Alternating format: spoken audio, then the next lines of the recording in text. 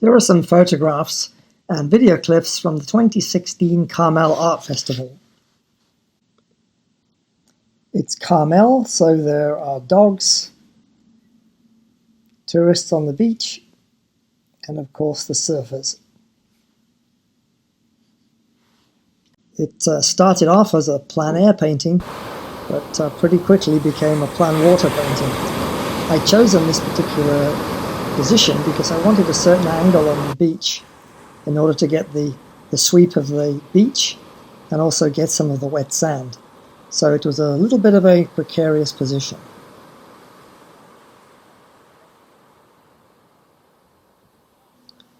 There's nothing like a little bit of time pressure when you're painting, and I certainly didn't want to stay too late on this particular position.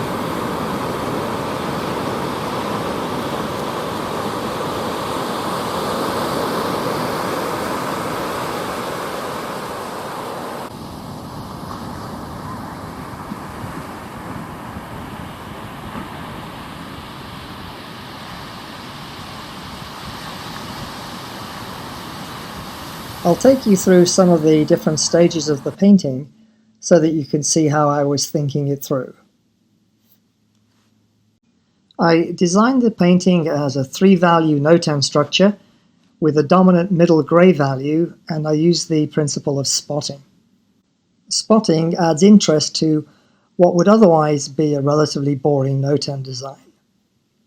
I started off by mapping the shapes using dry black paint, and then started with the darks using relatively thin paint.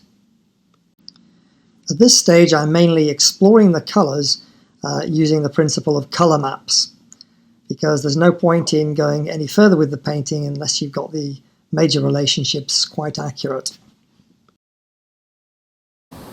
It was a beautiful sunny day, and in order to capture the light fluffy clouds that I was seeing, I was using a very large brush and softening the edges, and also using lots of different directions for the brush strokes.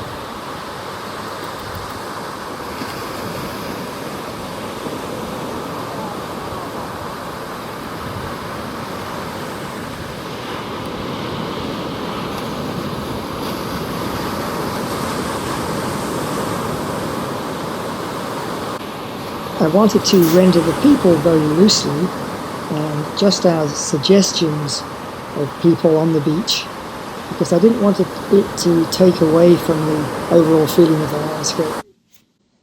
The final stage was to step back and see where you can simplify the painting, but there wasn't too much time for that because I was already about 6 inches underwater. So the next day we hung up the paintings at the Carmel Art Festival, and the dog came back, I think, to check that the work met his approval.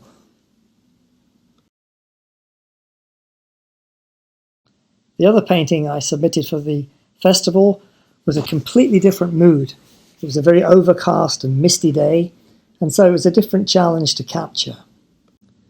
I wanted to challenge myself and do a fairly large painting, in this case a 24 by 30 on site.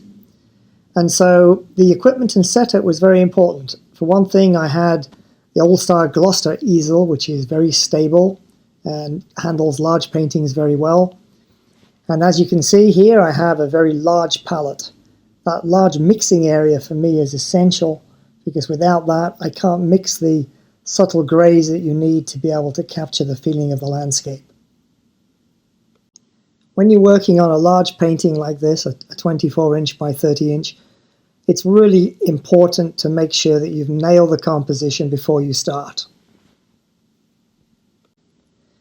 I spent almost 2 hours sitting on the beach, trying lots of different designs, working out the notan structure, where I wanted the major gradations, and also working out the detail shape design. All of that time was absolutely critical, because with any one of those things going wrong, then it would have shown up in the big painting and it would have been impossible to finish. I also did lots of small gesture sketches of people on the beach so that I could choose different groupings of people for the final composition. Again, it was best to think about that well in advance, because you have to get those darks down because once you put the lights down for the beach colors, you can't really get nice rich darks on top of them. So all those darks have to go down first. Here you can see the advantage of a nice stable easel and a large palette because of the way that I mix colors.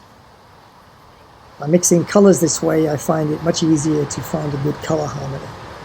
When I'm painting on a pochade box, I generally find the palette size far too limited, and I can't seem to be able to get the same degree of color harmony that I can get by using a large palette like this.